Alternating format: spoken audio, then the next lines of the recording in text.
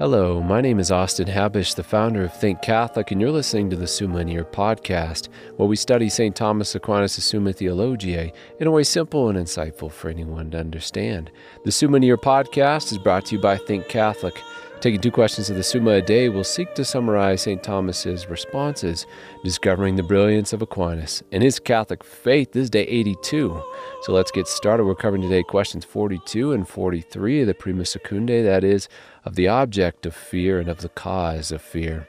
The translation that I always use in these podcasts is the one generously provided to me by Ave Maria Press, the 5-volume set translated by the Fathers of the English Dominican Province, which you can now get at a discounted price from Ave Maria Press's site by typing in the code SUMMA10.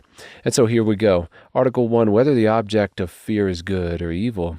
The object of the passion of fear is a perceived evil in the possible future, as we mentioned in the last episode.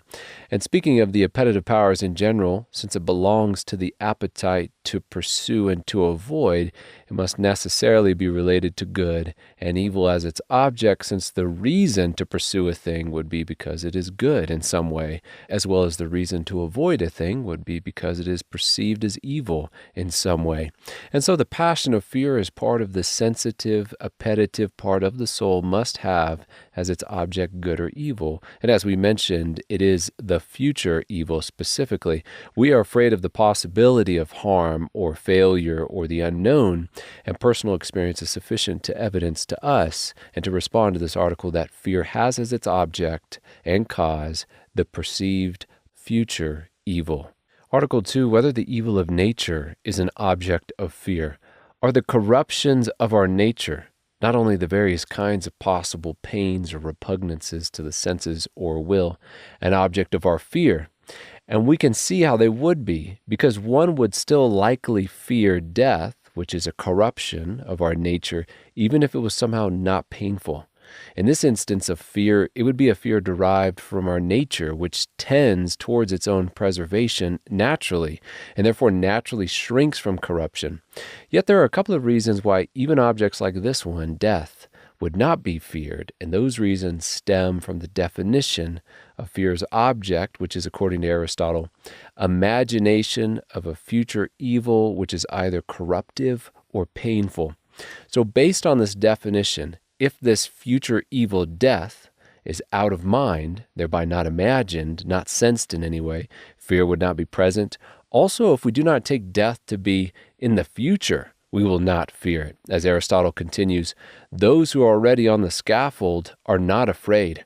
In other words, the men who take themselves to be already dead while living would not experience fear but sorrow, since sorrow is the passion elicited by an evil, not future, but present. Article 3, whether the evil of sin is an object of fear. Interestingly, the response St. Thomas gives to this article is in the negative, because we do not fear those things entirely in our own power, and the will cannot be coerced or forced by any external cause, since it is itself an entirely immaterial spiritual faculty. Therefore, we do not fear sin in the sense of our will being forced to commit an act of sin, but we do fear occasions of sin. We fear influences of sin, and we definitely fear the punishment from God that comes as a consequence of sin. In Aquinas' words, we may gather that whatever is entirely subject to our power and will is not an object of fear, and that nothing gives rise to fear save what is due to an external cause. Now, human will is the proper cause of the evil of sin, and consequently, evil of sin, properly speaking, is not an object of fear. Article 4, whether fear itself can be feared. Beginning with St. Thomas's response, he writes, in this sense, it is possible for fear to be the object of fear, i.e., a man may fear lest he should be threatened by the necessity of fearing through being assailed by some great evil. In other words, we can fear that we might in fact encounter something worthy of fearing. On this point, the book of Proverbs, chapter 26, comes to mind, where it is written, the sluggard says, there is a lion in the road. There is a lion in the streets. So along those lines, the man sitting in his home might fear that when he steps outside, he may encounter something fearful. In this way, one can be said to fear fearing. Article 5, whether sudden things are especially feared. We fear things because, at least at the moment, we take them to be an evil, and specifically under the aspect of not resistible, which makes surprising or sudden things especially frightful because they are more likely to seem non-resistible, both from the perspective of catching us off guard as well as from the perspective of them being especially unknown to us. But as we gather or compose ourselves, as well as over time learn more about this surprising thing, it becomes less likely to be scary to us, as St. Thomas says.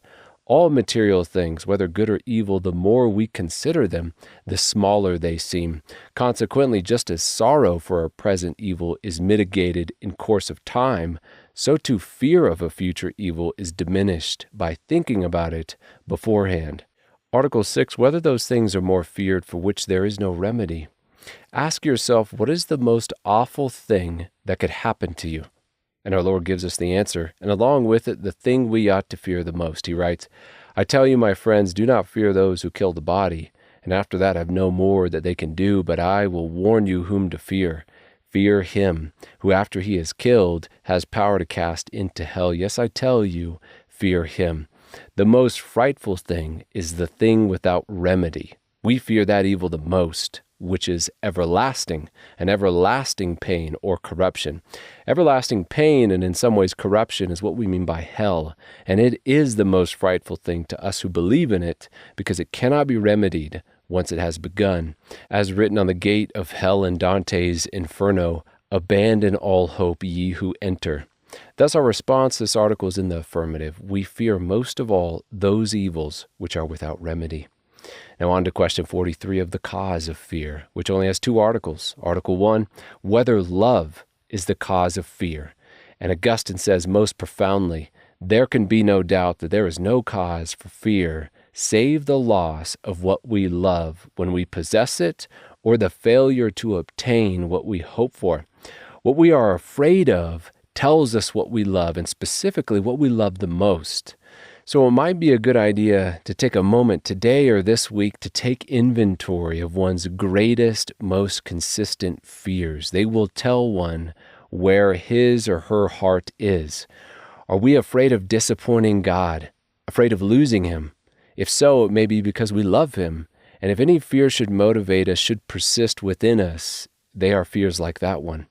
In response to our article, St. Thomas writes, love causes fear, since it is through his loving a certain good that whatever deprives a man of that good is an evil to him, and that consequently he fears it as an evil.